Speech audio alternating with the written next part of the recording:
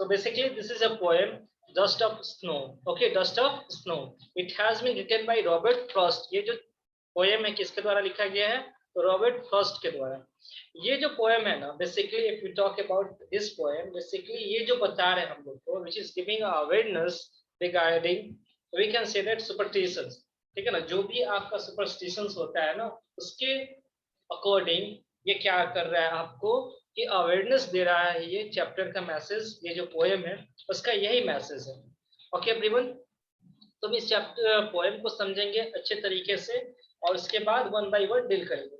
Generally देखो हम लोग के आस पड़ोस, even we can say that जो चलता है वो क्या होता है, अगर कोई आप शुभ ऑस्पिशियस वर्क करने जा रहे हो, okay, on that time if someone is sneezing, कोई स्नीज करता है ना, तो उसको क्या माना बोला जाता है कि अशुभ हो गया। That is a symbol of unauspicious thing. ये कोई अशुभ वर्ग का क्या है,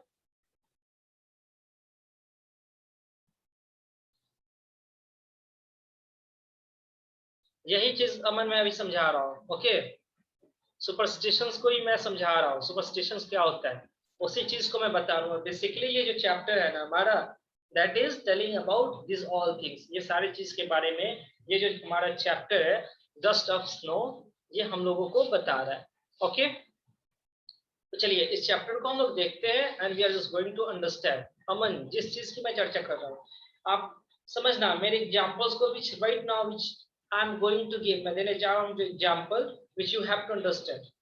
Okay, you will understand the meaning of superstitions which you have written. Okay, जो कुछ आपने लिखा है उसको आप अच्छे से समझ जाइएगा। तो देखिए होता क्या है, आप देखते हो ना कि जब आप कोई ऑस्पिशियस, इट मींस जब शुभ, ठीक है ना, false believe, okay real false believe जो बोल रहे हैं, अंधविश्वास in Hindi which we speak, जिसे हम लोग अंधविश्वास बोलते हैं हिंदी में, आई बात समझ में। तो ये होता क्या है जनरली समझना, तो इसमें आप देखिएगा कि आप कोई शुभ वर्क कर रहे हो, इसी दरमियान इसी बीच कोई क्या करता है, स्नीज कर देता है यानी छींक देता है, उसे क्या बोला जाता है, अशुभ माना जाता है। जो कि आप बोलोगे सरासर क्या है, ये गलत। उसकी छींक आई, उसका रिलेशन उस ऑस्पिशियस वर्क से क्या है, कुछ भी नहीं है। बट ये जो है हम लोग का बहुत दिनों से चलता आ रहा है और इस चीज को हम लोग बिलीव करते हैं, we just keep in our mind like that something will happen wrong, कुछ गलत होगा। ठीक है ना, समथिंग विल हैपन रॉन्ग, कुछ गलत होगा, और ऐसा ही होता है कि कुछ गलत हो जाता है। राइट, आ रही मेरी बात समझ में? अरे बात समझ में ना। आप जनरली देखते हो कि बिल्ली क्या करती है, रास्ते को कट कर देती है, तो हम लोग क्या करते हैं, we just keep ourselves stay there, हम लोग वहां पे कुछ देरी के लिए रुक जाते हैं, फॉर अ व्हाइल। कुछ देरी के लिए हम लोग क्या करते हैं, वहां पर रुक जाते हैं और वेट करते हैं जब तक कि दूसरा कोई इंसान वहां से ना गुजर जाए। तो ये सब क्या है, आपका फॉल्स बिलीफ। ठीक है ना, ये सब आपका अंधविश्वास है, which we can say that, हम कर सकते हैं। और अगर ये आप अपने माइंड में बैठा लेते हो ना, तो कहीं ना कहीं ये इफेक्टफुल हो जाता है। अदरवाइज ऐसा कुछ भी नहीं है। ठीक है ना, इसका कोई भी प्रभाव आपके बैड तरीके से नहीं पड़ता है। आप एक टेक अ सिंपल एग्जांपल, आप एक एग्जांपल दे सकते हो। क्या आप ये क्यों नहीं समझ सकते हो ना कि अगर बिल्ली आपके सामने से गुजर रही है, क्रॉस कर रही है रास्ते को, तो ये भी तो हो सकता है ना कि आपको वो वार्न कर रही हो कि आगे कुछ खतरा है। आप इसको पॉजिटिव वे में क्यों नहीं लेते हो? बी ऑप्टिमिस्टिक, आपको आशावादी होना चाहिए ना वहां पे, कि वो हो सकता है कि जरूर कि कुछ आगे कुछ गलत होने वाला है, उसका उसने आगे ही मेरे को क्या कर दिया, उसने मुझे, ठीक है ना, अलर्ट कर दिया। तो आप चाहे तो इसी चीज को इस वे में ले सकते हो कि नहीं ले सकते हो। That the same thing we will read in this chapter dust of snow. ठीक है ना, डस्ट ऑफ स्नो, इस चैप्टर में हम लोग यही पढ़ेंगे, इसी के बारे में पढ़ेंगे कि रॉबर्ट फ्रॉस्ट ने क्या एक्सप्लेनेशन दिया है, क्या अपना आइडिया पुट किया है by the help of this poem. Okay everyone, so first of all we have to understand the meaning of dust. ठीक है, dust यहाँ पर क्या है, ये धूल कण की बात नहीं हो रहा है। Here we are talking about the particle of snow. यहाँ पर हम लोग बात कर रहे हैं स्नो के पार्टिकल की। किसकी बात कर रहे हैं हम लोग? We are talking about the particle of snow, यानी कि बर्फ का छोटा छोटा जो पार्ट नहीं होता है ना, ठीक है, उसकी बात यहाँ पर हो रही है, उसी की चर्चा यहाँ पे हम लोग कर रहे हैं। ओके एवरीवन, आ रही मेरी बात समझ में? तो देखो अब इस चैप्टर को स्टार्ट करते हैं, जो ये आपका पोएम है। ठीक है, पोएम को स्टार्ट करते हैं और समझते हैं। The way a crow shook down on me the dust of snow from a hemlock tree. यानी the way of a crow shook down on me. Shook down means होता है ना सेक करना। What is the meaning of shook down? You have to write it on your notebook guide. What is the meaning of shook down? Shook down means होता है सेक करना, हिलाना, ठीक है ना, ठीक है, आई बात समझ में ना, सुक डाउन। तो देखो the dust of snow from a hemlock tree, यहां तक समझना, has given my heart a change of mood and saved my some part of a day I had viewed। Okay, तो सबसे पहले मीनिंग समझो यहाँ पे जो थोड़ा सा आपको डिफिकल्ट वर्ड लग रहा है। तो देखो र्यूड का मीनिंग क्या होता है? What is the meaning of rude? ठीक है ना, र्यूड का अगर मीनिंग की अगर आप चर्चा करोगे बात का, ठीक है ना, र्यूड का मीनिंग क्या होता है आपका, तो देखो यहाँ पे भी लिखा है हेल्ड इन रिग्रेट, यानी पछतावा में आपका बीतना, रिपेंट में बीतना, which we are talking that, repent में कोई चीज आपका बीत जाए, ठीक है ना, पछतावे में बीत जाए, उसी को क्या बोलते हैं? र्यूड बोलते हैं। ओके एवरीवन, तो र्यूड का मीनिंग समझ में आया आप लोगों को? ठीक है ना। और सुक डाउन का मतलब समझ में आया, सेकिंग, हिलाना, ठीक है ना, सुक डाउन, हिलाना, अरे बात समझ में ना, सेक करना। तो चलिए अब इस पोएम को पढ़ते हैं and we have to understand the way a crow shook down on me the dust of snow from a hemlock tree. ठीक है ना। तो देखो यहां तक की अगर हम बात करते हैं, ठीक है, तो देखो सपोज करो कि यहाँ पे एक इंसान है, बड़ा ये यहाँ पे पेड़ है एक हेमलॉक ट्री का। We have to also understand the hemlock tree. Hemlock tree किसे कहते हैं? तो ये भी क्या होता है ना, एक जो होता है अनऑस्पिशियस थिंग को बताता है, ठीक है ना, अशुभकारी जिसे हम कहते हैं, जिस चीज के बारे में बताता है उसी को हम लोग हैमलॉक बोलते हैं। हैमलॉक क्रो की अगर आप चर्चा करते हो तो ये भी क्या है आपका, अशुभ चीज को बताता है। हाँ हैमलॉक है इसमें, ठीक है sir, hemlock is the poem sign of bad thing. हाँ, तो देखो हेमलॉक ट्री है, ठीक है ना, तो हेमलॉक ट्री भी क्या होता है ना, एक पॉइजनस प्लांट होता है, ट्री होता है। हरी बात समझ में, उसमें क्या होता है ना, व्हाइट कलर का उसका फ्लावर होता है। तो समझ में आई ना कहीं यहाँ पे भी ये अशुभ ट्री के बारे में बात की गई है। अब क्रो के बारे में आप जानते ही हो कि क्रो भी क्या होता है, जो ब्लैक कलर का होता है।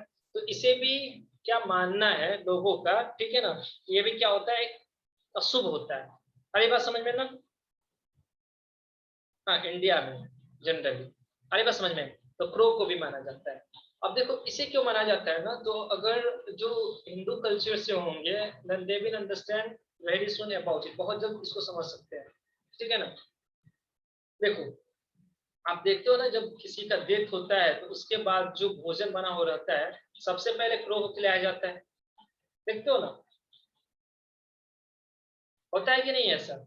तो ऐसा अगर नहीं भी जानते हो तो ये जान लो कि ये होता है, ठीक है ना। तो कहीं ना कहीं इसी कारण से इसे क्या कहा जाता है कि हम लोग अशुभ मानते हैं, ठीक है ना, कि इसका जो मेन वर्क आता है अशुभ, ठीक है ना, वो ऐसा घड़ी जब हम लोग के लिए शांति अप्रिय होता है, इट मीन्स बहुत ही ज्यादा टेंशन वाला टाइमिंग होता है, जो हम लोग के लिए अच्छा घटित नहीं होता है, उसमें इसका यूज किया जाता है।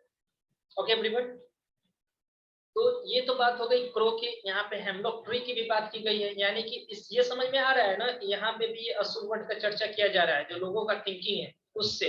बट इसी चीज को जो हमारे पोएट है वो कैसे बताते हैं कि मेरे लिए बढ़िया साबित हुआ, ठीक है ना, कि बहुत ही ज्यादा ये मेरे लिए अच्छा साबित हुआ, वो किस तरीके से हुआ, which we have to understand. जैसे हमने पहला इसका जो आपका स्टेंजा था जिसको हमने कंप्लीट किया और पढ़ा, जो कि क्या था, the way a crow shook down on me the dust of snow from a hemlock tree. यानी कि सपोज करो क्या है, यहाँ पे एक ट्री है, ओके एवरीवन, यहाँ पे क्या है, तो एक ट्री है, समझिएगा मेरी बातों को, ठीक है, उस पे क्या है, क्रो बैठा हुआ है। तो जैसे ही इसके नीचे से नैरेटर जा रहा है तो उसने क्या किया ना, सेक किया लिप को, उसके ऊपर भी क्या है, तो जो स्नो ऑफ डस्ट, ठीक है ना, छोटा छोटा आप बोल सकते हो पार्टिकल में, बर्फ पेड़ पे भी वो क्या हुआ है, पड़ा हुआ है।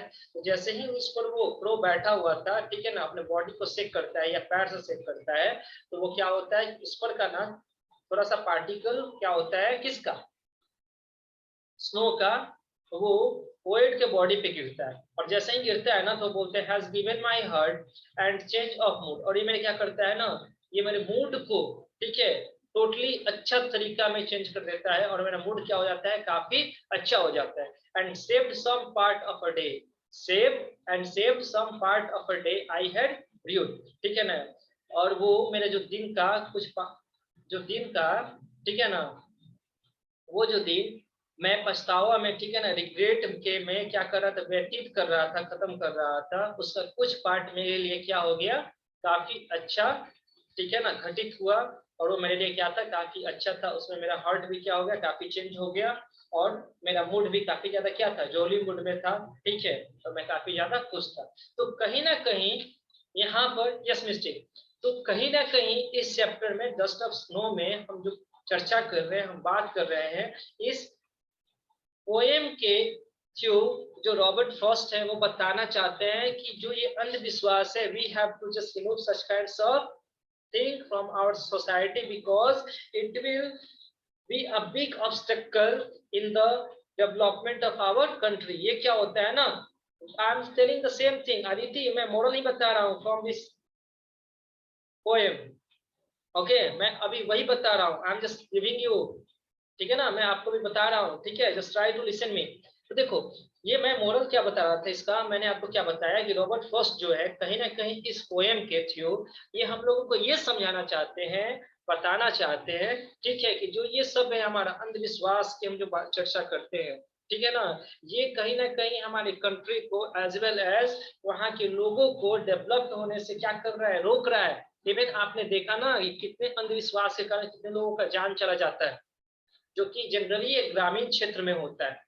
और ये बात हम लोगों को समझ को, तो मोरल इस पोएम से यही है कि हम लोग को भी ये सब सुपरस्टिशियस थिंग पर बिलीव नहीं करना चाहिए। We should not believe on such kinds of activity and we have to enhance our mentality regarding that. हम लोग को इनहेंस करना चाहिए और लोगों को भी समझाना चाहिए कि ये सब कुछ नहीं होता है। Okay, whatever you think you will do, whatever you think that will happen the whole day. जो कुछ भी आप सोचिएगा वही आपके साथ होने वाला है। अरे बात समझ में। तो हम लोग को हमेशा क्या होना चाहिए, ऑप्टिमिस्टिक होना चाहिए, आशावादी होना चाहिए। तो यही मॉडल है इस स्टोरी, ये इस पोएम का। क्या आप सभी को समझ में आया ये पोएम? कितने लोगों को समझ में आया? आप लोग गॉट इट लिखो। Aditi Gupta, yes sir. शायद थोड़ा थोड़ा क्यों आपको समझ में आया, आपका ध्यान यहाँ पे नहीं होगा। Now change hurt of poet. Poet का हर्ट इसलिए चेंज हो गया ना कि पहले क्या था, वो बताना चाहता है ना कि पहले वो काफी ज्यादा रिग्रेट, किसी कारण से रिग्रेट फील कर रहा था। ओके, बट जब ऐसा एक्टिविटी उसके साथ हुआ, कुछ कारण हुआ होगा, उसके बाद उसका क्या हुआ, थिंकिंग काफी ज्यादा बदल गया। उसका thinking it means what for that day, उसका दिन क्या हो गया ना, काफी अच्छा हो गया। Getting sir, everyone is getting, very good.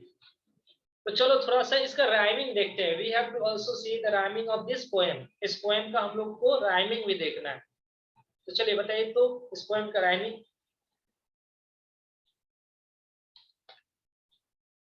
अब क्लियर है। ए बी अपूर्वा, पहले से कंप्लीट करना बंद करो आप। ओके, यहाँ पे करो। ए बी बोलते हो। बताओ मिस्टर, आप बताओ राइमिंग स्किल्स का बताइए आप लोग।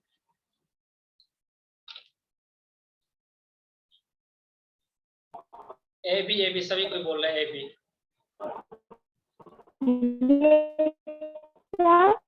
Mister, your voice is not coming clearly, so you have to not speak, let me clear each and every point. Okay, मैं क्लियर करूंगा, let me speak. Okay, मुझे बोलने दीजिए। तो राइमिंग देखते हैं, आप लोग मैसेज करो ना, थोड़ा देखता हूँ कौन कौन बता रहा है। ए और बी, ए और बी है ये।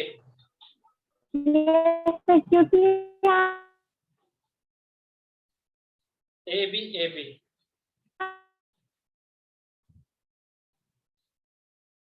चलो हम लोग देखते हैं, ठीक है ना।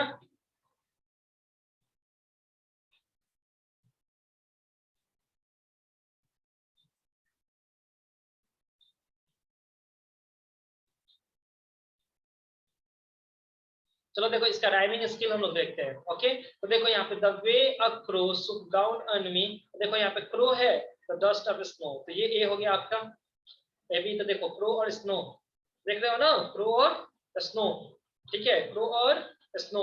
आप देखिए इसका राइमिंग स्किल बैठा, क्रो और स्नो, ठीक है ना। उसके आगे देखते हैं अब हम लोग, पहला क्या हुआ हम लोग का, क्रो एंड स्नो। ओके, उसके बाद देखो तो मी एंड ट्री, क्या ये भी आपका राइमिंग बैठ रहा है? Rhyming skill, me and tree, me and tree, okay very good. अब उसके बाद देखो इधर आओ, has given my heart a change of mood and saved my some part. तो हार्ट और सम पार्ट, हार्ट और पार्ट हुआ, हार्ट और पार्ट, हार्ट और पार्ट, हार्ट और पार्ट। ये समझ में आ गया आप लोगों को राइमिंग स्किल इसका? अब इसके आगे देखो एक और भी है, ठीक है ना, वेरी गुड साहिल। क्या? हाँ साहिल आपका भी राइट है, ठीक है। अब एक देखो, तो मूड और यूड, इसमें क्या हो गया, मूड और यूड, ठीक है। ये भी आपका क्या हो गया, एक राइमिंग स्किल बैठ गया। समझ में आ गया कौन कौन से इसमें राइमिंग स्किल है? क्रो है और क्या है, स्नो है। Crow and snow, crow and snow, okay very good. After that heart and part, heart and part, इसके बाद क्या हो जाएगा आपका, heart and part. Getting everyone? And after that if we talk that mood and rued. तो ये rhyming skill सभी कोई को समझ में आ गया? अब देखो एलिटरेशन बताने आप लोगों को, you have to speak the alliteration. Alliteration बताइए, इसमें से एलिटरेशन कौन कौन सा वर्ड्स बता रहे हैं आप लोगों को? और एलिटरेशन मींस क्या होता है?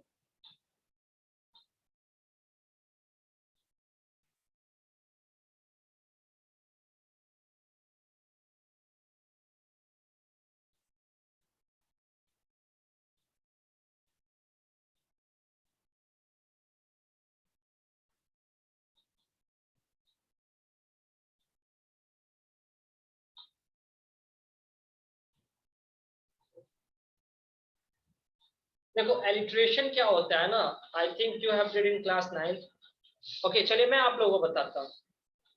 देखो इन वन सेंटेंस एलिटरेशन क्या होता है? Alliteration, ALLITERATION, alliteration, right it. देखो एलिटरेशन में क्या होता है ना, जो आपका पोएम का सेंटेंस है उसमें का ऐसा वर्ड, ठीक है, जिसका फर्स्ट लेटर क्या हो, ठीक है ना, सेम सेम हो, ठीक है। फर्स्ट लेटर क्या होता है उसका, दोनों सेम होता है। Am I audible everyone clearly? क्या सभी कोई को मेरी आवाज क्लियरली सुनाई दे रही है? टेल मी।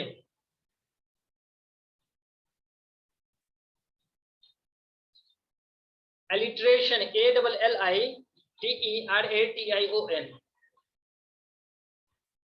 साहिल राइट, 9th का कुछ भी रिकॉर्ड नहीं है सर, कब आया कब गया पता नहीं चला। अच्छा ओके कोई नहीं, अभी हम लोग समझेंगे। तो देखो एलिटरेशन जो होता है ना आपके सेंटेंस का में ऐसा कोई वर्ड जिसका फर्स्ट लेटर दोनों क्या हो, दोनों में सेम हो, दोनों में क्या हो, सेम हो। अब देखो ये समझ में कब आएगा ना, जैसे मैं अभी एग्जांपल देके बताऊंगा आप लोगों को, ठीक है ना, तब एकदम समझ में आएगा। चलो देखो, जैसे इसमें देखो तो यहाँ पर एंड के बाद, ठीक है ना, सेव्ड एंड सम है, saved and some, saved and some, saved and some, very good Apoorva, आप बहुत सही बता रही हो, सेव्ड एंड सम। तो यहाँ पे भी एस है और यहाँ पे भी एस है, एक ही सेंटेंस में है ना, एक ही में है ना, एक ही पार्ट में, सेव्ड एंड सम। तो ये आपका क्या हो गया, एलिटरेशन हो गया। और देखिए तो और कोई है, और कोई, और एक देखिए, यहाँ पे देखो हैज है और यहाँ पे क्या है, हर्ट है, हैज एंड हर्ट, ये भी है ना यहाँ पे, has and hurt. Tell me yes और नो गाइस, टेल मी, बताइए आप मेरे को, हैज एंड हर्ट, यहाँ पे हैज है और क्या है, हर्ट है, ये भी हो गया ना। चलिए तो एलिटरेशन आप लोगों को समझ में आ गया। देखो अब इसके बाद पूछता है ना, इंजैपमेंट क्या होता है, इंजैपमेंट। ओके इंजैपमेंट क्या होता है, ओके इंजैपमेंट। तो देखो इंजैपमेंट होता है ना, वो आपका सेंटेंस का पार्ट, इन सब का अमन यूज होता है, आपसे पोएम देकर पूछा जा सकता है कि बताइए इसमें, ठीक है ना, ये सब जानना बहुत जरूरी है। That is a part of your poem, ये आपके पोएम का पार्ट है। हो सकता है कि इससे क्वेश्चन भी आए, आ रही बात समझ में ना। जैसे कि मैंने आपको राइमिंग स्किल पूछ दिया, ठीक है ना, तो ये आपका जो जनरली होता था क्लास 1 2 3 4 से ही चलता था राइमिंग स्किल के बारे में। बट ये जो एलिटरेशन है, इंजैपमेंट है आपका, एसोनेंस है, ये सब क्या है, पर्सोनिफिकेशन है, ठीक है, ये सब जानना बहुत जरूरी है। तो देखो इंजैपमेंट क्या होता है ना पूर्वा, one sentence poem are called enjambment without any full stop and comma also, Apoorva you have to speak, ठीक है ना, जिसमें क्या ना हो, तो कोई भी आपका कॉमा ना हो और फुल स्टॉप ना हो। ओके, तो देखो क्या यहाँ पे है कॉमा, टेल मी, या फुल स्टॉप नहीं है ना, इसको छोड़ के of a day I had you'd को छोड़ के किसी में भी कॉमा नहीं है और फुल स्टॉप नहीं है, दैट इज कॉल्ड इंजैपमेंट। अरे बात समझ में सभी कोई को, कोई क्लियर, कोई problem, is there any problem? देखो एनाफोरा भी हम आपको बताएंगे, ठीक है, पहले इस बात को समझो, ठीक है, पहले इतने को समझो, पहले धीरे धीरे डाइजेस्ट करना स्टार्ट करो, और कुछ बच्चों को भी। Okay Misty, after that I will tell you each and everything where it is important. Okay, आई बात समझ में? हाँ मन एक बार फिर से बता देंगे, यहाँ तक किसी को कोई प्रॉब्लम? अब देखो, अब एक बात बताना, एसोनेंस क्या होता है? एसोनेंस, अल्टरेशन वो होता है ना कि देखो जो सेंटेंस में एक ही टाइप का जो वर्ड होता है, एक ही टाइप का वर्ड नहीं, जो वर्ड होता है उसका लेटर, जो स्टार्टिंग वाला लेटर होता है साहिल, वो क्या होता है? सेम होता है, उसी को अल्टरेशन बोलते हैं। जैसे मैंने आपको दिखाया यहाँ पर, ठीक है ना, ठीक है, मैंने आपको एक दिखाया हैज और हार्ट, देखो has given my heart, Sahil try to understand.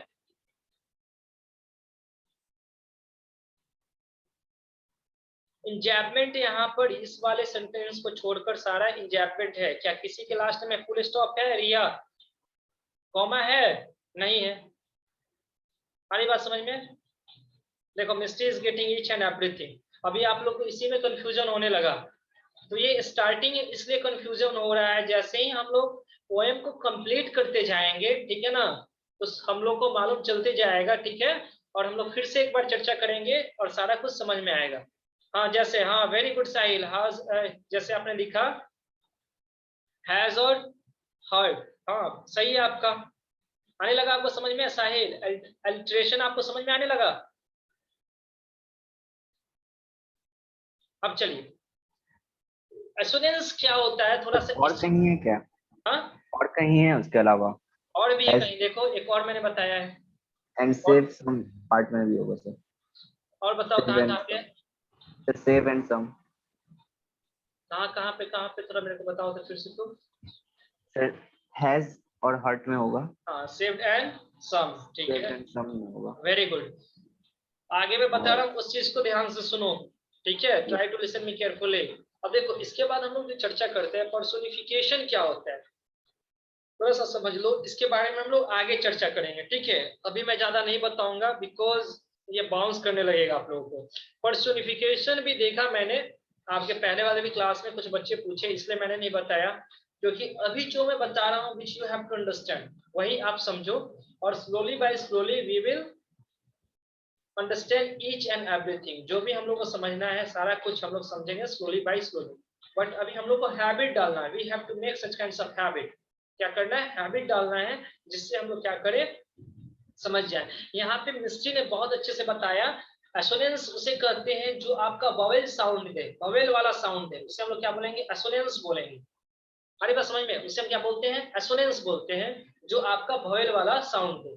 तो देखो मैं अभी पर्सोनिफिकेशन के बारे में बता रहा था, तो पर्सोनिफिकेशन क्या होता है ना, अ फिगर ऑफ स्पीच आप लिख सकते हो, if you want to write then you can write a figure of speech in which human qualities are given, a figure of speech in which human qualities are given to, ठीक है ना, to a non human subject, यानी जो human का quality होता है ना वो नॉन ह्यूमन, ठीक है ना, यानी कि नॉन लिविंग थिंग को, सारी बात समझ में, नॉन लिविंग थिंग नहीं बोलेंगे, नॉन ह्यूमन को, ये समझिए, नॉन ह्यूमन को हम वो क्वालिटीज क्या कर देते हैं? दे देते हैं। एक एग्जांपल से समझना है इसको, आप लोग इन चाहो, विच ह्यूमन क्वालिटी के बाद आर गिवन टू अ, ठीक है, non human subject, to a non human subject.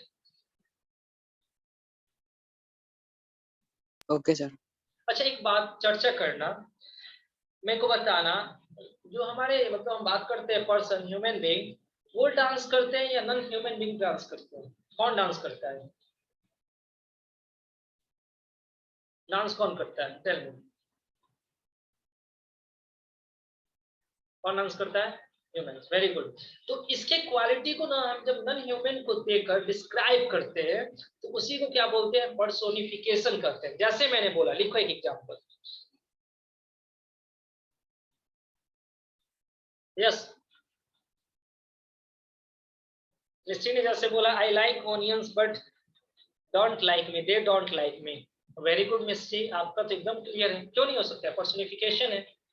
ठीक है, आप जो ह्यूमन बीइंग को लाइक करता है, लेकिन ऑनियन क्या करता है, वो लाइक नहीं करता है किसी को।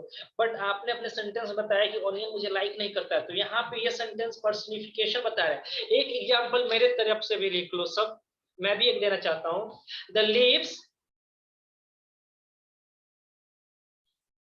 Leaves dance, the leaves danced लिखना, DANCED, डांस्ड इन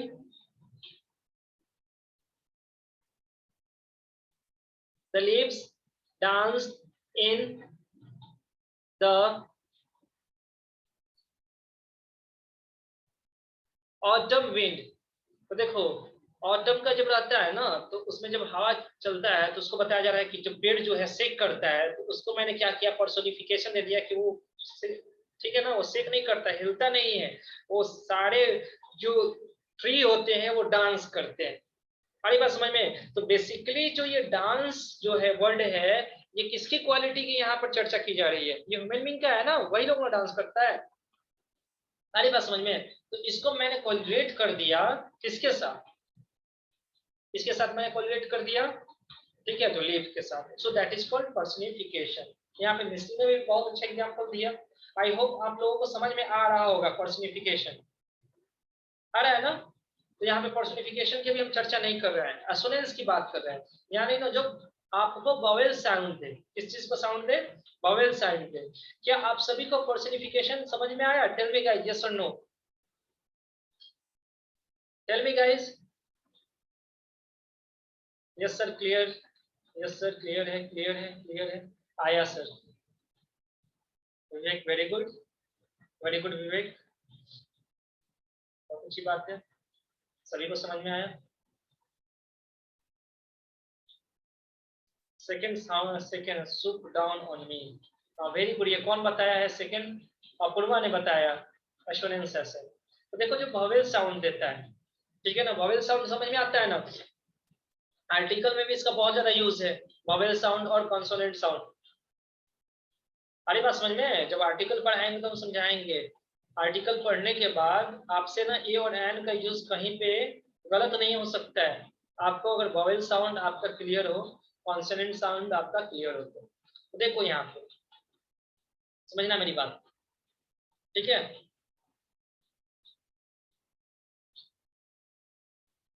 देखिए, तो इसमें द वे अक्रो, क्या कहीं पे इसमें क्या सेंटेंस में कहीं पूरा दे रहा है आपका, आपको एसोनेंस साउंड यानी वोवेल साउंड कहीं दे रहा है? नहीं दे रहा है।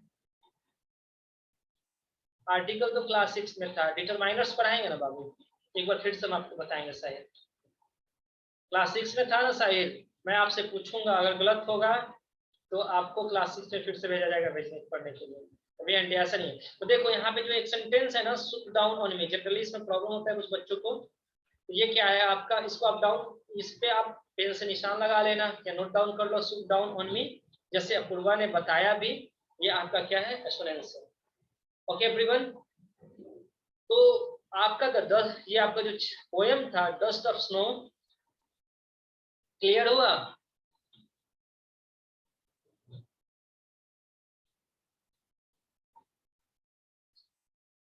पहले साहित्य तो आप ग्रामेटिकली एरर लिखे हो, ठीक है, पहले उसको सुधारो, ठीक है।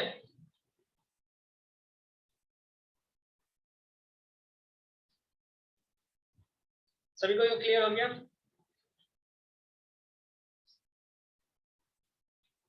अमन क्या लिखे हो? First of all you have to right,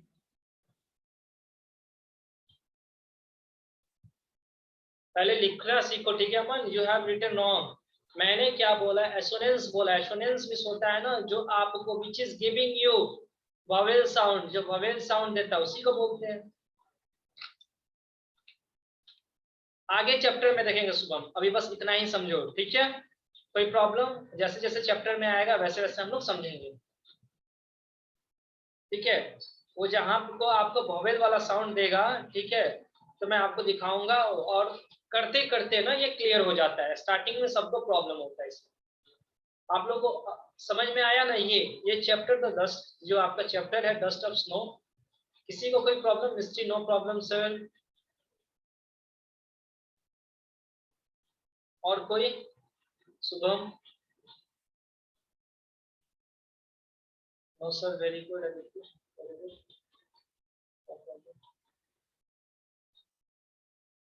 चलिए इतना ही। अब नेक्स्ट चैप्टर को, नेक्स्ट जो हमारा पोएम है उसको देखते हैं। चलिए एक बार इसको अच्छे से समझने की कोशिश करो। तो I am just giving you 2 minutes, मैं 2 मिनट्स आप लोगों को दे रहा हूँ, अच्छे से समझने की कोशिश करो।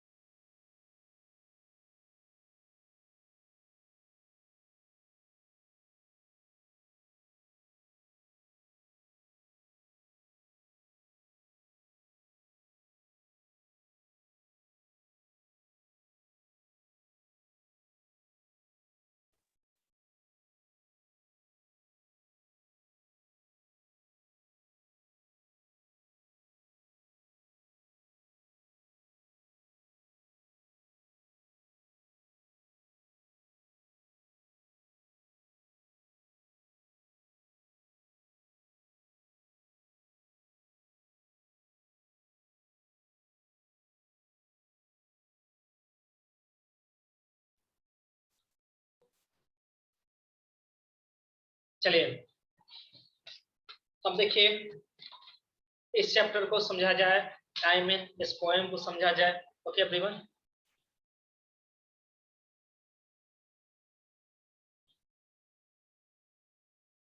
क्या प्रॉब्लम है आदित्य, बताइए।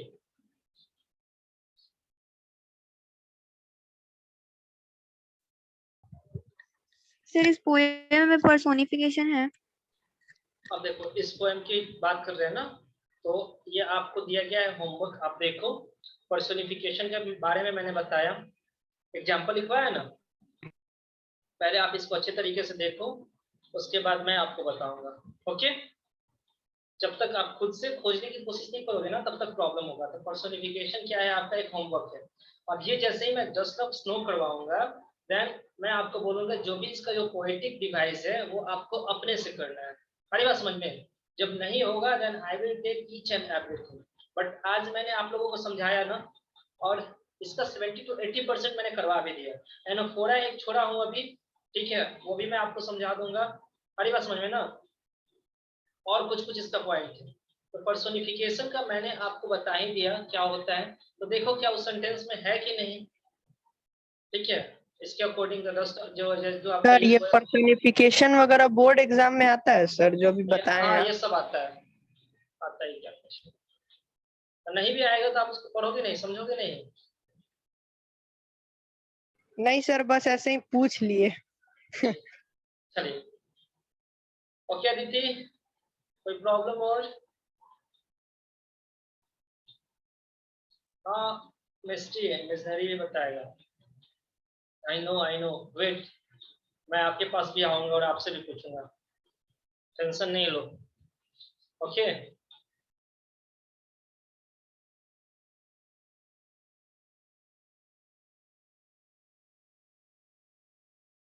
चलिए, tell me the meaning of fire and ice. Fire and ice का आप लोग को मीनिंग पहले बताना है, बताइए तो आप लोग।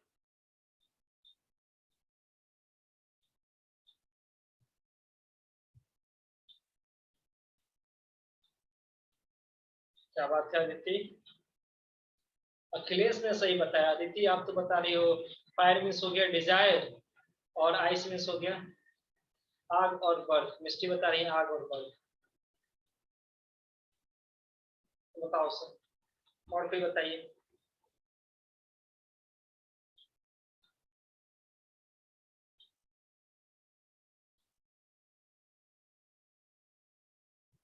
Very good mistake, very good everyone, very good, आप सही सही बता रहे हैं। अदिति बोल रही है कि सर मैंने पोएम के अकॉर्डिंग बताया। हाँ अदिति, वही दिख रहा है, आपने पोएम के अकॉर्डिंग बताया। ओके,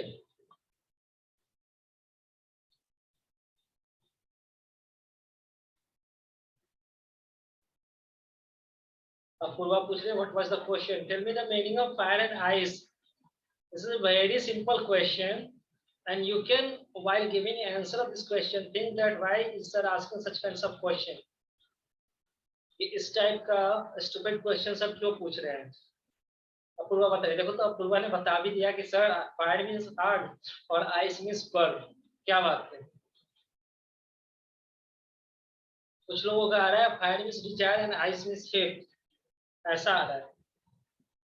देखो मेरे क्वेश्चन को समझो, मैंने क्वेश्चन क्या पूछा था, what is the meaning of fire and ice, ठीक है ना, मैंने वही पूछा था और अपूर्वा ने आंसर जो दिया एकदम करेक्ट दिया। फायर मींस क्या होता है, आग होता है, आइस मींस होता है जो बर्फ होता है। मैंने ये थोड़े कहा कि this is a symbolic poem, ये क्या है, एक सिंबॉलिक पोएम है और यहाँ पर फायर मींस जो होता है ना निगेटिव सेंस में डिजायर को बताने के लिए बताया गया है और आइस का मीनिंग जो होता है वो हैट्रेड नफरत को बताने के लिए बताया गया है। राइट एवरीवन, एम आई राइट? राइट, अब सही हो ना। मैं आपसे पूछता है कि इसका सिंबॉलिक पोएम का जो सिंबॉलिक वे है इसके बारे में बताइए, तब आप बताते कि सर फायर मींस क्या हो गया ना डिजायर यहाँ पे, and ice as we are talking that, then from this poem we can say that here it is the meaning of ice is hatred, hatred नफरत करना, ये मीनिंग हुआ। हमारी बात समझ में? Getting everyone?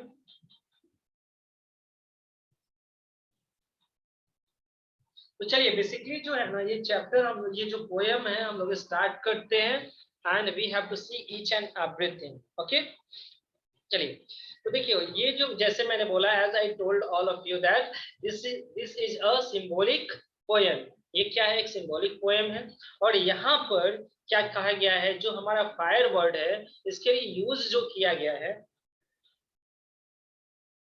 ओके यहाँ पे जो यूज किया गया है, ओके एवरीवन, यहाँ पे जो यूज किया गया है फायर के लिए वो क्या है, हमारा वर्ड डिजायर यूज किया गया है। और आइस के लिए क्या यूज किया गया है यहाँ पे हमारा, बताइएगा मेरे को, आइस के लिए क्या यूज किया गया है, आइस के लिए, ठीक है ना, तो हेट्रेड वर्ड यूज किया गया है, हेट वर्ड यूज किया गया है। अरे बात समझ में ना, नफरत जिसे हम कहते हैं। But in the beginning of two sentence, जो बिगिनिंग में दिया गया है ना यहाँ पे साइंटिफिक फैक्ट है, ठीक है, ये क्या है, the some say the world will in the fire, some say in ice, तो ये साइंटिफिक फैक्ट है जो साइंटिस्टों के द्वारा दिया जाता है fact, that is called scientific fact. और यहाँ पे फायर का मतलब फायर ही है, क्या है, आग है। अरे बात समझ में, क्लियरली समझना the things which I am repeating because you have to understand and question will come from that place, question यहीं से आएगा।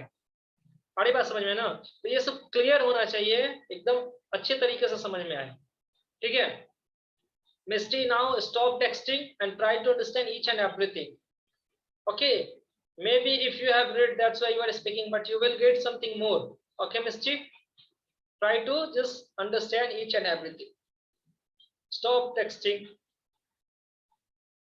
चलिए तो यहाँ पे जो ये हमारा फर्स्ट दो है लाइन जहाँ पे हम लोग देख रहे हैं, तो यहाँ पे जो है ना ये साइंटिस्ट का फैक्ट है, तो यहाँ पर फायर का मतलब फायर ही है, आग ही है। अरे बस समझ में, और यहाँ पर जो आइस का मीनिंग है यहाँ पर आइस ही है। बट इसके आगे जब, ठीक है ना, पोएट स्टार्ट करते हैं तो यहाँ पे बोलते हैं ना कि from what I have tested of desire, ठीक है ना, जहां तक मैंने ऑब्जर्व किया है, ठीक है ना, देखा है, तो यहाँ पर डेफिनेटली मैं भी जाऊंगा कि जो दुनिया जो है ना डिस्ट्रक्ट हो जाएगी, खत्म हो जाएगी, ठीक है ना, किस चीज से, फायर से, किस चीज से, तो फायर से, फायर मीन्स व्हाट, तो डिजायर से, जो लोगों का निगेटिव सेंस में डिजायर है उससे ये क्या हो जाएगी, ये दुनिया खत्म हो जाएगी, ठीक है ना, यही कारण है कि दुनिया खत्म होगी, ठीक है ना कि जनरली फायर से। क्या मेरी बात समझ में आ रही है? मैं फिर से इसको रिपीट करूंगा, अभी मैं समझाने के लिए थोड़ा सा फॉर्मेट को क्या कर रहा हूँ, स्टैब्लिश कर रहा हूँ आप लोगों के सामने। चलिए अब बोलिए तो समझ में आ रहा है कि नहीं आ रहा है, यस और नो? अभी मैंने स्टार्ट नहीं किया पोएम को, अभी मैं समझा रहा था। Yes sir, yes sir. Very good. Very good. चलो देखो अभी मिस्ट्री मैसेज नहीं करिएगा जब बोलेंगे तो, राइट? सभी को मैसेज किए, तो सभी को समझ में आ रहा है। वेरी गुड, आगे देखते हैं। ठीक है, तो अब हम स्टार्ट करते हैं और पढ़ते हैं इस पोएम को। And we have to understand some says the world will in fire, some says in ice. मतलब कि जो साइंटिफिक रीजन है, कारण है,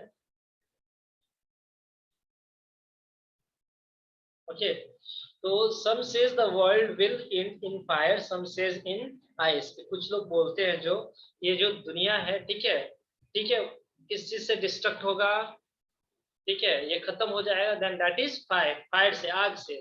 और कुछ लोग इसी दुनिया के जो वर्ल्ड के हैं, half of the people we can say that, वो उनका अनुमान क्या है कि आइस पर, ठीक है ना, इससे क्या होगा, ये दुनिया खत्म हो जाएगा।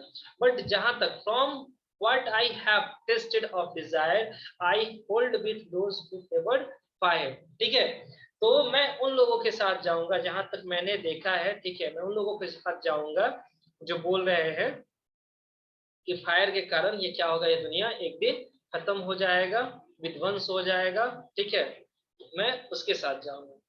अरे बात समझ में? तो यहाँ पे जो पोएट है, फायर का वर्ड क्या यूज किया, तो डिजायर के कारण, इन नेगेटिव सेंस जो डिजायर होता है उसके कारण, सेल्फिशनेस के कारण। आप देखते हो ना आजकल, आप टेंडेंसी देख लो लोगों का, आप खुद देखो, ये जो टेंडेंसी है, ये जो मेडाइवल में भी आप लोग पढ़े होंगे, ठीक है, आपने इंग्लिश मैन के बारे में, अंग्रेजों के बारे में पढ़ा था, जिस तरीके से वो क्या करते थे कि वो रूल करते थे, केवल अपने बारे में सोचते थे, और सारी जगह पे क्या कर रहे थे, ऑक्युपाई कर रहे थे। क्या आपको लग रहा था कितने लोगों का डेथ हुआ उसमें? क्या दुनिया बचेगा अगर ऐसा चलते रहा तो? टेल मी यस और नो। दूसरा मैं एग्जांपल दे रहा हूँ, you can see that now what is happening, deforestation हो रहा है बहुत ज्यादा। किस क्या कारण है? एक तरफ से आप बोल सकते हो ना, इंसान क्या हो गए हैं, सेल्फिश हो गए हैं, इसी के कारण पेड़ को कट करके उसके जगह पे वो क्या करते हैं ना, अपने रिसोर्सेज का, हिटलर के टाइम जैसा भी है, वेरी गुड, हिटलर के टाइम का भी, we can give example of Hitler also, the behaviour of Hitler which was, जो हिटलर का बिहेवियर था उससे भी। But as I am giving example, simple example से समझा रही थी, इतना बड़ा बड़ा एग्जांपल नहीं लेना है, ठीक है ना। डिजायर ये क्या है, सभी कोई चाहता है। अभी देखते हो ह्यूमन जो है अपने रिसोर्सेज के कारण, संसाधन के कारण, वो क्या कर रहे हैं, ठीक है, वो क्या कर रहे हैं कि पेड़ को बहुत तेजी से कटाव कर रहे हैं। अभी आप देखोगे कि बहुत ज्यादा इसको लेके क्या किया जा रहा है। अभी हमने 5 जून को इसके लिए सेलिब्रेट भी किया, मालूम है ना क्या किया था, क्या थीम था, ये बताएगा मुझे? चलिए ये आपका होमवर्क रहेगा, you have to tell me. World environment, yes, world environment day किस दिन सेलिब्रेट करते हैं, ये बताओ? 5 जून, वेरी गुड। तो थीम का क्या था इस बार? पाकिस्तान ने इसे क्या किया था, मैंने ये भी आपको बता दिया, ठीक है, होस्ट किया था। अब इसके आगे थीम क्या था, आप लोग मेरे को बताइएगा, ये आपका होमवर्क है। ओके एवरीवन, तो देख रहे हो ना, तो कहीं ना कहीं जो आपका डिजायर है, जिसके कारण आप देख सकते हो कि जो फ्रेंडली एटमॉस्फेयर नहीं है, राइट है, बताइए आप मेरे को, अरे बात समझ में ना, ये हो गया। उस पर से आप ग्रीडीनेस देखो इंसान का, ठीक है, ग्रीडीनेस देखो कि लालच के कारण, for the sake of their own throne we can say that, अपने, ठीक है, अपने आप को लग्जूरियस लाइफ जीने के कारण वो लोग क्या कर रहे हैं, किसी को भी, यहाँ पे आप देखिएगा मैक्सिमम इंसान का क्या हो गया, तो अपने केवल प्रॉफिट के बारे में सोचते हैं। तो ये भी क्या है, गलत। आई बात समझ में? अब देखो दूसरे स्टेजा में किस चीज की बात की जा रही है, चर्चा की जा रही है, which we have to understand. But if it had to perish twice, अगर देखो 2 बार क्या होना, पेरिस मिस होता है ना, मरना हो, ठीक है ना, 2 बार इस दुनिया का क्या हो, विध्वंस हो। एक बार तो हो गया, अगर दूसरी बार अगर होने वाला हो, तो हम बोल सकते हैं ना कि नफरत से भी इंसान एक दूसरे को क्या हो सकता है, दुनिया का विध्वंस हो सकता है। क्योंकि देख लो आज क्या है, हेट ही है ना, कि सभी लोग अपना अपना, आप देखोगे न्यूक्लियर पावर, परमाणु बम बना रहे हैं, कंट्री जो है, आप देख लो बना के रखा है ना, एक कंट्री दूसरे कंट्री के साइड में छोड़ दिया, उधर के पूरा इंसान, उधर के पूरे लोग गायब। तो ये क्या है, हेट के कारण भी, हेट से भी क्या हो रहा है ना कि ये भी क्या कर सकता है, दुनिया को खत्म कर सकता है, यहाँ के लोगों को क्या कर सकता है, किल कर सकता है। जैसे जापान में हुआ था, वेरी गुड, जैसे कि जापान में हुआ तो उसका हम एग्जाम्पल ले सकते हैं। तो ये हेट भी है ना, इंसान को क्या कर रहा है, एक दूसरे से अलग कर रहा है, सेपरेट कर रहा है, कहीं ना कहीं दुश्मनी भी बढ़ा रहा है। आप देखते हो ना, आज जो हमारा सिचुएशन है पाकिस्तान के साथ अच्छा नहीं है, नेबरहुड कंट्री अच्छा है, एकदम अच्छा नहीं है। कितने सैनिक है जो हमारे तरफ के डेथ कर जाते हैं, कितने सैनिक है जो उधर उस तरफ के डेथ कर जाते हैं, जो कि गलत है। बट ये क्या है, एक दूसरे से हेट ही है ना। अरे बस समझ में, कभी इंडिया का दिमाग घूमेगा, वो क्या करेगा, परमाणु बम मार देगा, हालांकि ये नहीं कर सकते हैं। अरे बात समझ में ना, ये गलत है, आप नहीं कर सकते हैं। बट जैसे हमने जापान में देखा था, वो क्या कारण था, what was the reason behind it, that simple we can say that hate, ईर्ष्या, यही रीजन था, यही कारण। Getting everyone?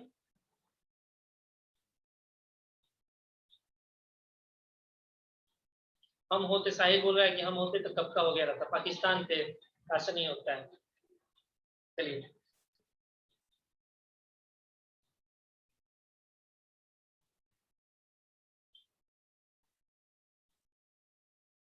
अरे बस समझ में, तो to say that for destruction ice is also great and would suffice. तो सफाइस मींस क्या होता है, सफिशिएंट है, पर्याप्त है, इस मतलब वर्ल्ड को, इस दुनिया को डिस्ट्रक्ट करने के लिए, ठीक है ना। क्या, नफरत भी पर्याप्त है, इससे भी क्या हो सकता है, दुनिया खत्म हो सकता है। जनरली हम बोल सकते हैं ना, ये सब गलत चीज है। By the medium of this poem, poet wants to say that we have to make a very good nature and it should be supportive, creative and helping nature। ये क्या होना चाहिए, सपोर्टिव होना चाहिए, ठीक है, क्रिएटिव होना चाहिए, जो अपने देश के डेवलपमेंट के बारे में सोचे, और क्या होना चाहिए, हेल्पिंग होना चाहिए, कि आप लोगों का मदद करो, ठीक है। We people don't understand that, क्या होता है, हम दूसरे से हेट करने लगते हैं, नफरत करने लगते हैं, but we forget that we have got only one life. हम लोगों को क्या मिला है, एक ही जीवन मिला है। ये जो बोला जाता है ना कि 7 जन्म, ये सब बकवास होता है। Just try to listen and that is truth.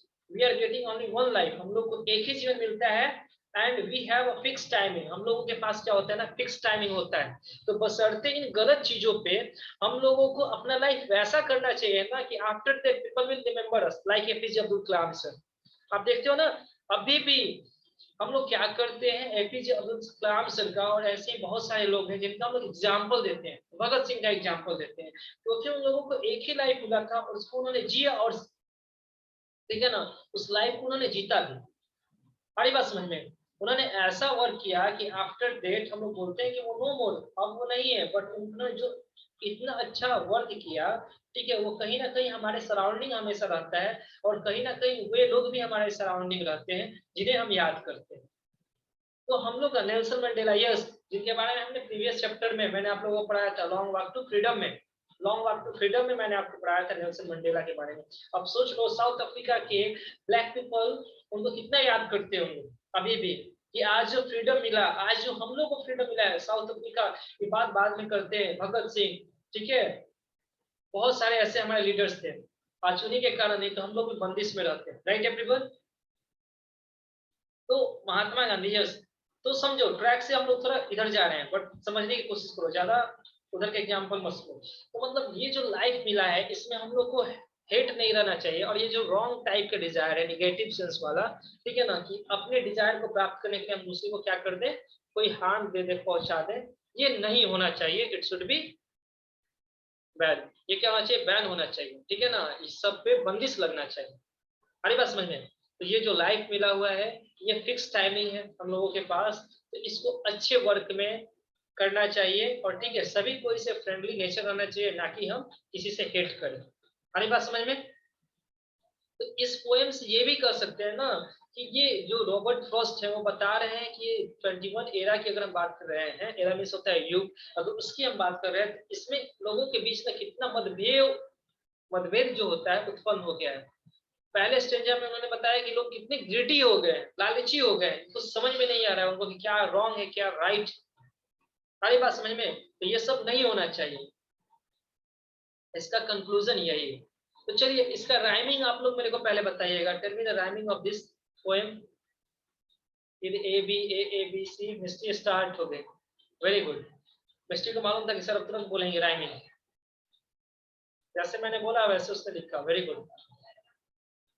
चलिए हम लोग वर्ड से देखते हैं थोड़ा सा कि सारे बच्चों को समझ में राइमिंग क्या होता है। ठीक है, जैसा सेम वर्ड से बैठे आपका, उसी को हम लोग राइमिंग बोलते हैं। Okay everyone.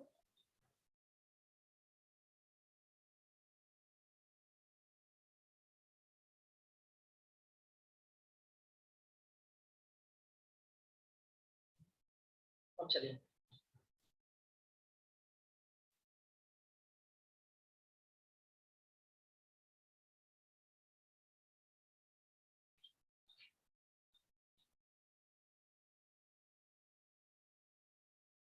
साहिल ने बहुत अच्छा बताया। साहिल समझ में आने लगा। Very good. साहिल ने बताया desire and fire. Very good Sahil. और बताओ, आप ही बताओ।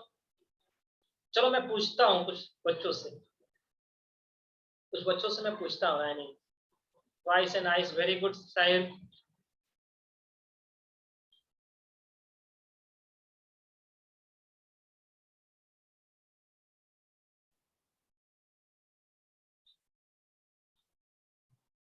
ग्रेट एंड ग्रेट, बहुत अच्छी बात है।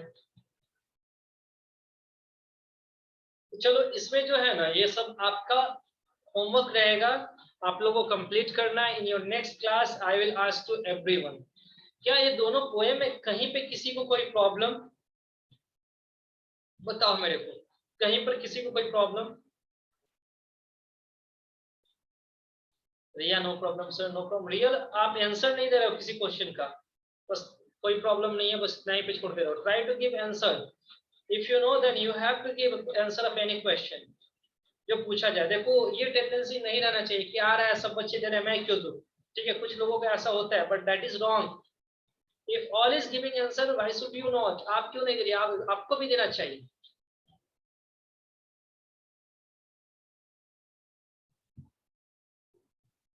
सर बीच में इंटरनेट इश्यू हो गया था, कोई बात नहीं है। Very good. अब सारा कुछ समझ में आ रहा है? तो कहीं पे भी इस पोएम में किसी को कोई प्रॉब्लम नहीं है? Right everyone, there is no any problem in this poem.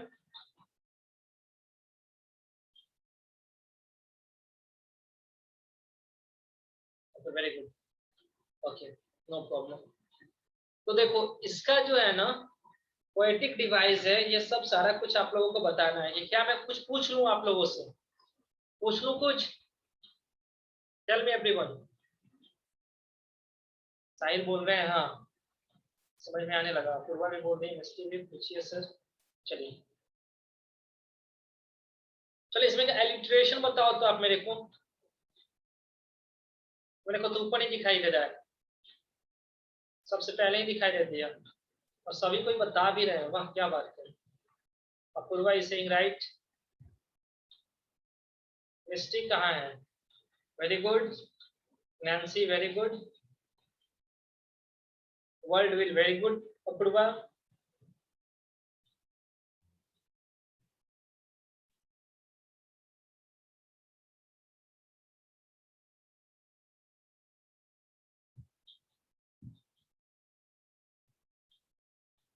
तो चलिए ये सब आप लोग को समझ में आ गया, आप कीजिएगा। ओके, अब हम लोग ना एक और चैप्टर को देखो। द मिडनाइट विजिटर जो आपके फुटप्रिंट्स विदाउट फीट का एक चैप्टर है, फुटप्रिंट्स विदाउट फीट का एक चैप्टर है, चैप्टर नंबर 3, उसको हम लोग थोड़ा सा देखते हैं। ठीक है, उसकी समरी की चर्चा करते हैं। In the next class we will read more about it. Okay, और नेक्स्ट क्लास में हम लोग उसके बारे में पढ़ेंगे भी। यस अभी, यस यस, अरे बात समझ में? तो इस पोएम में किसी को कोई प्रॉब्लम नहीं हुआ?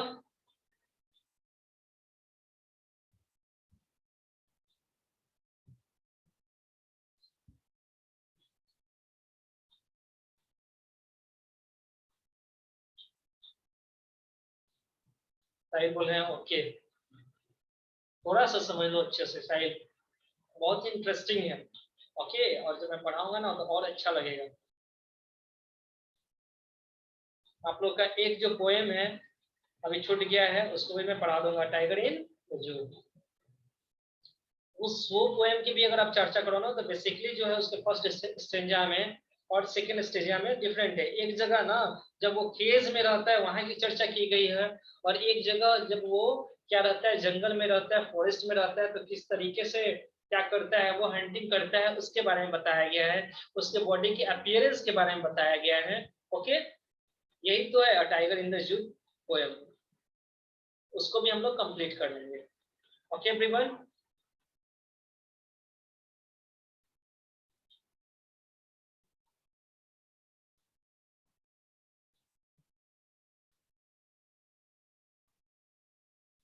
चलिए अभी हम क्लास आपको 10th में पढ़ाएंगे, वो समझो, क्लास 7th की चर्चा ना करो सही। ओके चलिए, यहाँ तक किसी को कोई प्रॉब्लम नहीं है। अब स्टार्ट करते हैं द मिडनाइट विजिटर, उस चैप्टर को।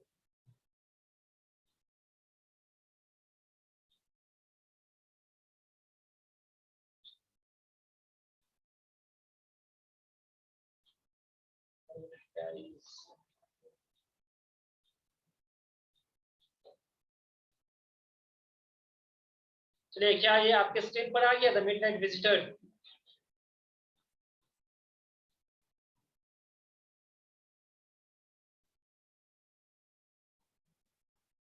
Yes, sir, yes, sir, yes, sir.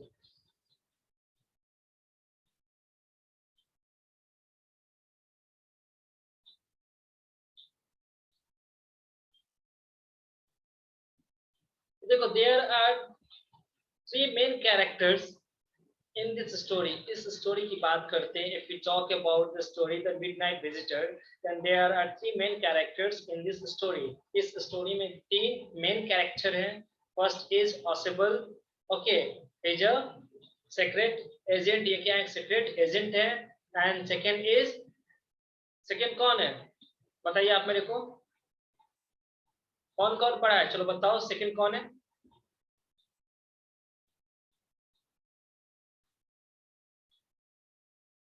देखो पहले ये बताओ, सेकंड है मैक्स। ओके वेरी गुड, ये भी क्या है, एक एजेंट है। ठीक है, ये भी क्या है, एक एजेंट है। और थर्ड जो है ना, वो आपका क्या है, एक, ठीक है, क्या है, वो है राइटर, जिसका नाम क्या रहता है,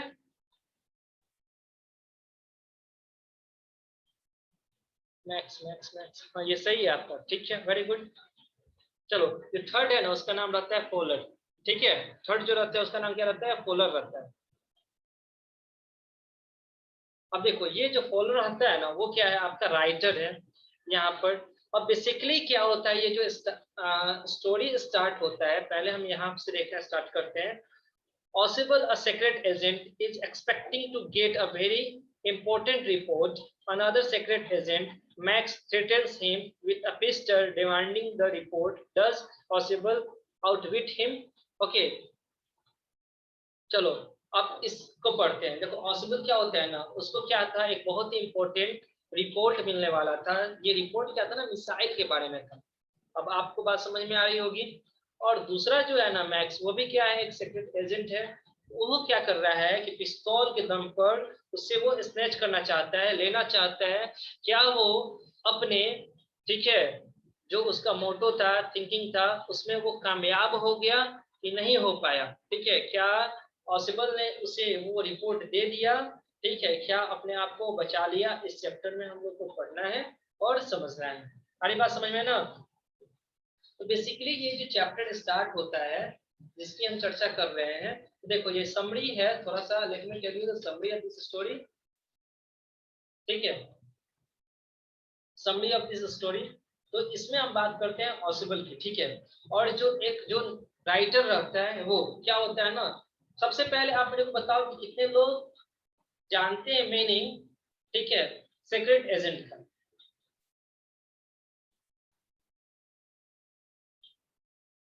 इसे हम स्पाई भी बोलते हैं।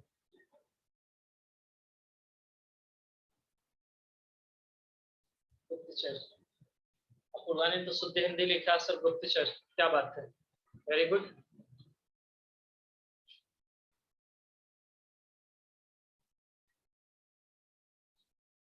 सीबीआई नहीं, सीबीआई नहीं, जासूस की बात हो रही है। इसमें से कितने लोगों ने, ठीक है ना, ये जो स्पाई होते हैं या सीक्रेट एजेंट होते हैं, उस पर एक मूवी बना हुआ देखा है? कितने लोगों ने, कितने लोगों ने देखा है, टेल मी गाइस, बताइए मेरे को।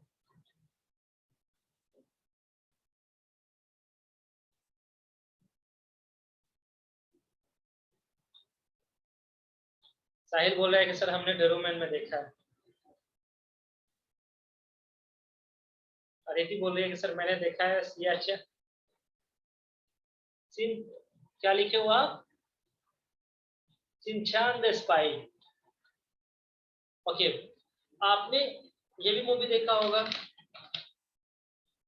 एक जो टाइगर मूवी करके आया था सलमान खान का, राइट? हाँ, एक था टाइगर।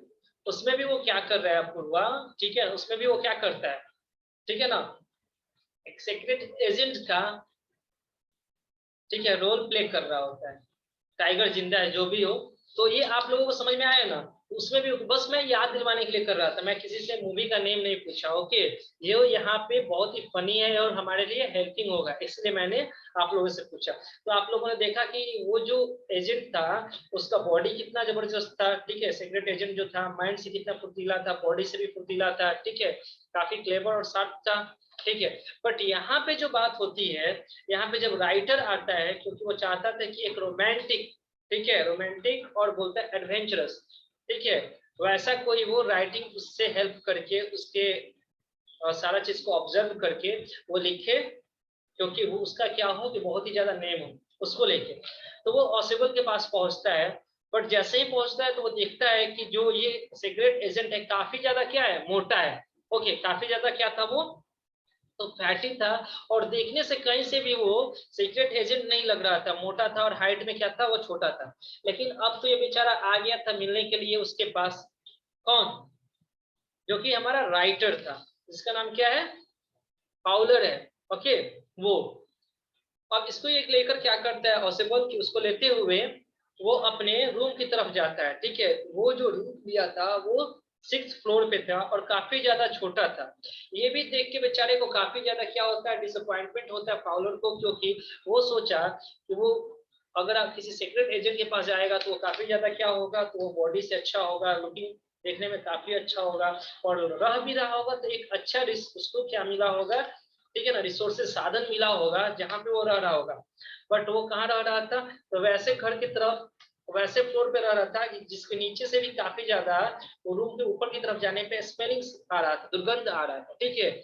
और उसका जो फ्लोर था वो 6th फ्लोर पे था और काफी छोटा रूम था। अब देखो होता क्या है, जैसे ही वो पीछे पीछे जा रहा है उसके घर पे, क्योंकि वो कहीं पर बैठकर ही ना सारा कुछ उससे आइडिया क्यों लेगा जिस चीज को वो लिखेगा, राइट एवरीवन, सारी बात समझ में ना। वो तो गया था उसके साथ, अब क्या होता है, उसको लेके वो अपने रूम की तरफ जाता है। तो जैसे ही जाता है, ठीक है, तो आप देखते हो कि गेस्ट जो होते हैं उसको पहले अंदर किया जाता है, उसने अंदर किया उसको, ओके। उसके बाद वो क्या करता है, खुद जो ऑसिबल है वो अंदर जाकर स्विच को ऑन करता है, तब तक देखता है कि कोई पहले ही से उस घर में बैठा हुआ है, क्या लेकर, गन लेकर, ओके, गन लेकर बैठा हुआ है, और क्या कर रहा है, रेज योर हैंड, हाथ अपने कैसे कर दो, ऊपर कर दो। अब ये देखता है, जैसे ही ऑसिबल देखता है तो पहचान जाता है कि कौन है, तो ये मैक्स है। ओके, ये कौन है, मैक्स है। बट जब अंदर वो आ रहा था ना, थोड़ा सा और पीछे चलते हैं, जब अंदर आ रहा था तो उसने बोला किससे, तो जो ये आपका राइटर था उससे, कि देखो आज शाम को ना मेरे पास एक लेटर आने वाला है जो काफी तुम्हारे लिए हेल्पफुल होगा, ड्रामा और थ्रिल वाला है, ठीक है, जो कि वो मिसाइल के बारे में है। सारी बात समझ में? तो ये हो सकता है कि कुछ को तुमको कुछ क्लू दे। वो बात करते हुए अंदर आ रहे थे।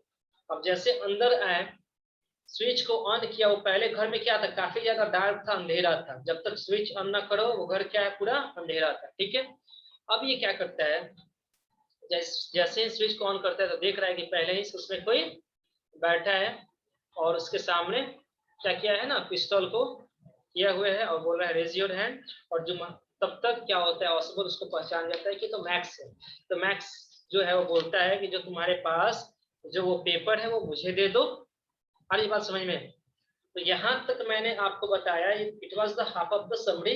अब देखो आगे क्या होता है, ऑसिबल उसको अपना पेपर देता है कि नहीं देता है, ठीक है, वो किस तरीके से अपने लाइफ को, ठीक है, मैक्स से बचाता है। क्या जो राइटर है उसको कोई सही में अच्छा कहानी देखने को मिला जिसको वो ऑब्जर्व करके वो लिख सके? तो ये सारा कुछ we will understand in our next class. Okay everyone, ये सारा कुछ हम लोग समझेंगे नेक्स्ट क्लास में। क्या समरी आप लोगों को समझ में आया जितना कुछ मैंने बताया? समझने के बाद थोड़ा सा भी इंटरेस्टिंग लगा कि नहीं लगा, ये बताइए मेरे को, कि ये चैप्टर इंटरेस्टिंग होगा या नहीं होगा? टेल मी एवरीवन, क्या वो अपने आप को बचा पाता है कि नहीं? कितने लोगों को लगता है कि वो अपने आप को बचा लेगा?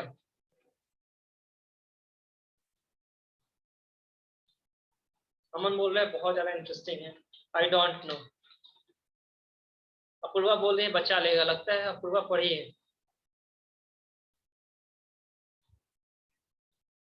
अदिति बोल रहे हैं सर मुझे लगता है कि वो अपने आप को सेव कर लेगा, बचा लेगा। Very good. नो सर नहीं पढ़े हैं। I think he saves his life Misty. Okay,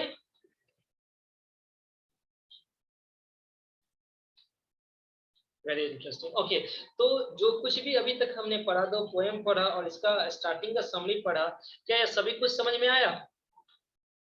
चलिए, इसमें जो मेन 3 कैरेक्टर हैं उनके नेम को आप थोड़ा एक बार टेक्स्ट कीजिएगा। हाँ, सस्पेंस क्रिएट हो गया है। चलिए, जो 3 कैरेक्टर मैंने आपको बताया, will you write the name of all 3 characters? Max, very good. Aditi, very good Misty. तो चलिए, आज की क्लास को इतना ही रखते हैं। Have a nice day to all of you. Take care.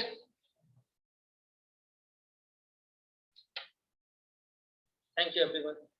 Bye.